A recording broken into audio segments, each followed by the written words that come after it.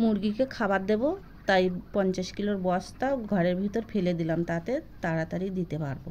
না হলে বালতিতে করে বয়ে নিয়ে যেতে দেরি হবে, তো ওই জন্য বস্তাটা ফেলে দিলে তাতে সুবিধা হবে। তাই পিঠে করে বস্তাটা নিয়ে অতিথির ঘরে চলে গেলাম।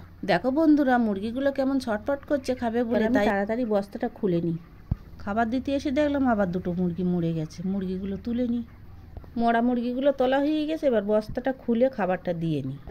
বস্তা থেকে খাবারটা বালতিতে ভরে এবার দিয়ে দিচ্ছি। দেখো বন্ধুরা, এই মুরগিটা কেমন আবার উল্টি পড়ে আসে, একে সোজা করে দিই, আবার হোপারে হোপারে খাবার ঢেলে দিচ্ছি। এবার মুরগিগুলো কেমন করে খাচ্ছে দেখো বন্ধুরা, খুব খিদে পেয়েছে।